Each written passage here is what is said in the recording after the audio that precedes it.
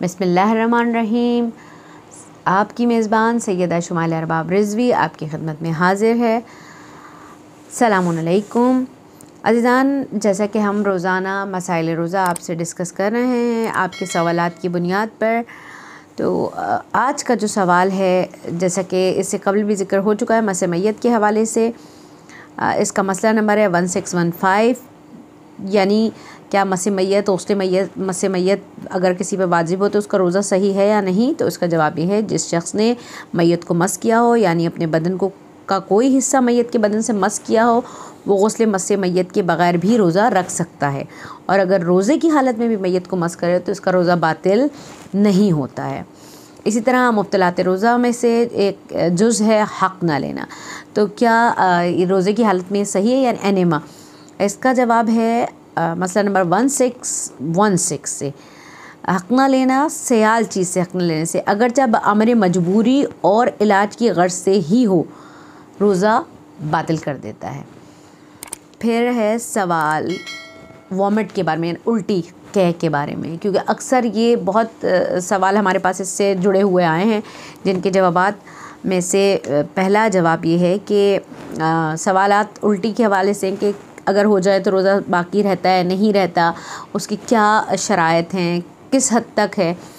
तो हमने उन सब के मुश्तरक जवाब दिए हैं।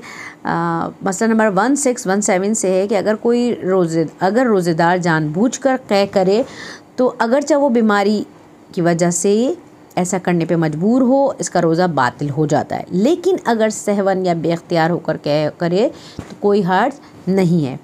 फिर मसला नंबर 1618 में है, अगर कोई शख्स रात को ऐसी चीज़ खा ले जिसके बारे में मालूम हो कि इसके खाने की वजह से दिन में बेख्तियार क़ै आएगी तो इसका रोज़ा सही है। इसी तरह 1619, अगर कोई रोज़ेदार क़ै रोक सकता है अगर ख़ुद ब खुद अंजाम पा जाए, इस अंदाज से कि उर्फ़ा कोई ये ना कहे कि इस शख्स ने ख़ुद को क़ै पर आमादा किया है, तो इससे परहेज़ करना लाजिम नहीं है और इसका रोज़ा सही है। फिर आपका है मसला 1620, अगर रोज़ेदार के हलक में ग़िज़ा का ज़र्रा या कोई दूसरी छोटी चीज़ चली जाए, चुनांचे वो इस हद तक अंदर चली गई हो कि इसके निगलने को खाना ना कहा जाए, तो ज़रूरी नहीं कि इसे बाहर निकाला जाए और इसका रोज़ा सही है। लेकिन अगर काफ़ी हद तक अंदर ना गई हो तो ज़रूरी है कि बाहर निकाले, अगरचा इसे क़ै करके ही निकालना पड़े, मगर ये कि क़ै करने में रोज़ेदार को ज़रर और शदीद तकलीफ़, यानी उसको ज़रर या तकलीफ़ न पेश हो, जो कि आम तौर पर काबिल बर्दाश्त ना हो। अगर वो क़ै ना करे और इसे निगल ले तो इसका रोज़ा बातिल हो जाएगा, और अगर इसे क़ै करके बाहर निकाले तो भी इसका रोज़ा बातिल हो जाएगा।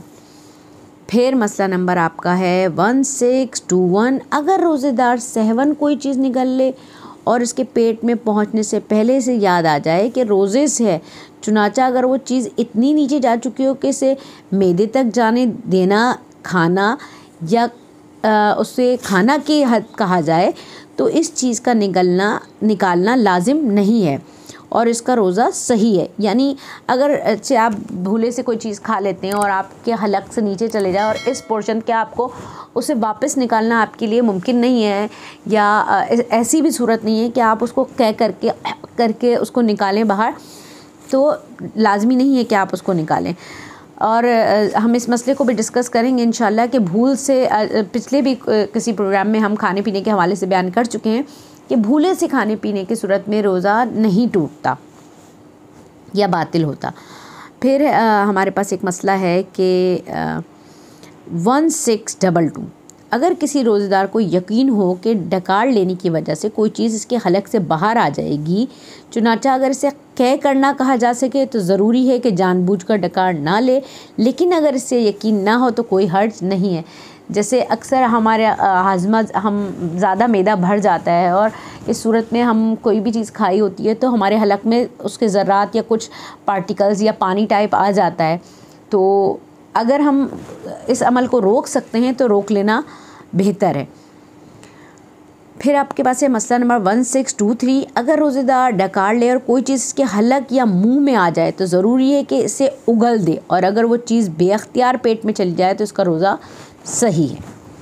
तो अज़ीज़ान, आज का हमारा प्रोग्राम अपने इख्तिताम को पहुँचा, इसी दरख्वास्त के साथ कि चैनल को ज़्यादा से ज़्यादा सब्सक्राइब, लाइक, कमेंट्स और शेयर कीजिए। आपकी बहुत ज़्यादा ममनून और मशकूर हूँ। जज़ाकल्लाह खैरन कसीरा।